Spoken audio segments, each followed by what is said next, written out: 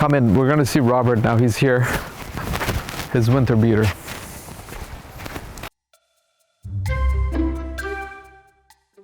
Turbo S.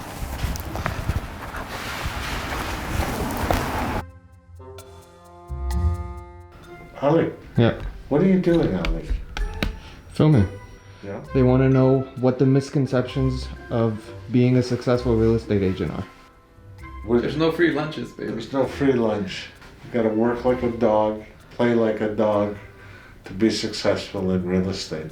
If you're not there, somebody else is gonna be right there behind you. So, the early bird gets the worm. That's it. You know, you're on call 24/7, worse than a doctor. So that whole And if you're not there, someone else will be there right behind you. Yeah, Oh, it sure. doesn't exist. You don't have your own time with real estate.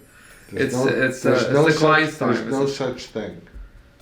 It's everybody When the else's time by client yours. calls, you jump so it's 24/7. 24/7. It's not a cheap business. You gotta spend the money to. You have to spend money to make money. So everybody has this So- conception that Just- real estate agents make a lot of money. Yes, we do make a lot of money. Don't get us wrong, but we spend a lot of money on marketing. How much did we spend last year? Over $1 million in marketing. Just in marketing. Somebody can come and say, "Oh, I'm number one." This, that. You know what? You have to try to be Or number one for someone- 35 years. Or somebody's gonna tell you your house is $500,000 more, and they'll do it for a cheaper commission, and you won't get anything because It didn't sell. it's not gonna sell, and you're not gonna have to pay any commission, and they wind up calling the pros or the professionals that have been in the business for a long time that know what they're doing. It happens to us all the time. You know, people call, we go on a listing presentation, we lose the listing because of a price or maybe a commission, and then, 2-3 months later, they call us back to clean up the mess, and sometimes the wind is out of the sails. There's not as much activity on the home because they ruined it. The agents out there figure that the sellers are going to call 2 or 3 other agents to appraise it. So the agents are fighting amongst the agents and pricing these properties higher and higher and higher.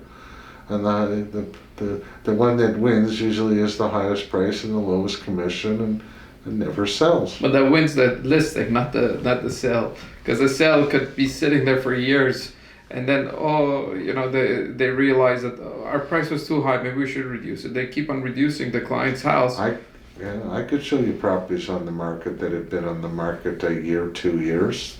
There's lots of them. You know. So they blow bubbles in their heads, and then Yeah. the average person buys it with a cheaper commission, thinking, "Oh, you know what I mean?" Oh, but it's yeah. not the commission. The commission that we get, honestly, like the good agents. Correct me if I'm wrong. If we charge higher commission, it's not that difference doesn't go to our pocket. That difference goes only into marketing. Into marketing. To bring more people in the house. Most of these agents, they get the listing, they put a sign on the property, and they hope to God that somebody else comes with an offer. They rely on just the MLS, and that's not good enough in today's marketplace. You got to be doing everything. Facebook, Twitter, Instagram, YouTube, MLS, Google Words, all things. everything. Google.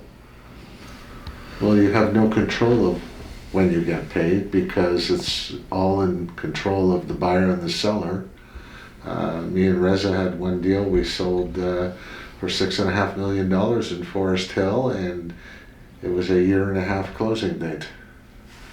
So usually closings are between 60 and 90 days, but usually in the November, December, January, February, sometimes the closings could be between 4 and 6 months because people don't want to move in the cold weather either. So you have to have the cash flow going for yourself in order to run your business. It's not just, it doesn't just happen overnight. Like expenses are always there. Your advertising has to be nonstop. So if you're doing the advertising on a monthly, religiously, if the closings are not there, it's not happening. Luckily for us, we have few closings a month, so it's okay. But the misconception is that people think, oh, I'm going to sell a house, I'm going to make it. Yeah, but how many houses are you going to sell? Or there's another one that people think, oh, I'm gonna get my license, sell my own house. First of all, you're not supposed to sell your own house. You can't sell your own house. Who's gonna negotiate for you? If you said the wrong thing, the purchaser is gone already, because you said the wrong thing. But if you have an agent in the middle, he can play it around and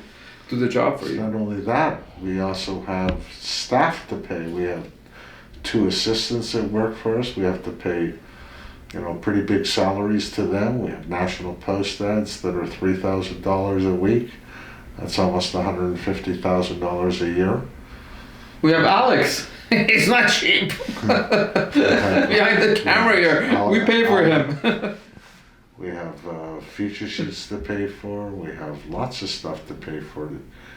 Google ads. Our feature sheets are not the normal features. I'm gonna bring it up right now. Our feature sheets are between $8 and $10 a piece. They're $10 a piece. Can you see that? But we feature the house here.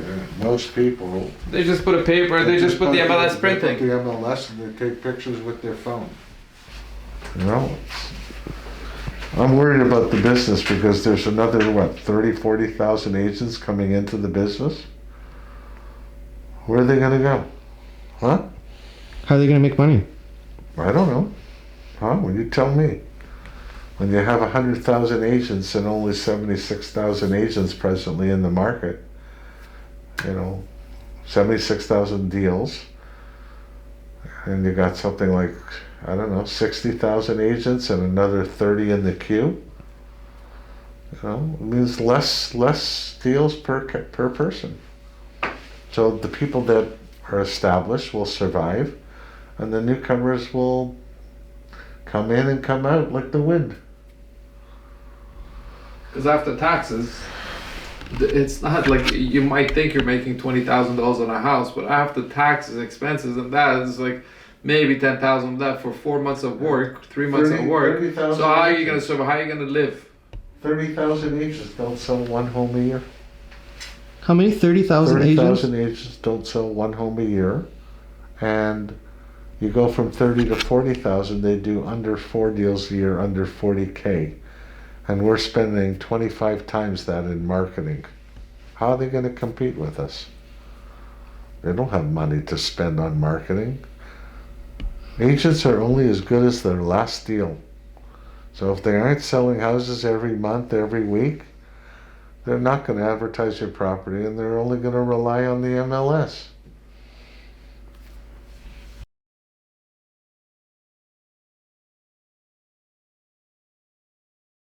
Yeah.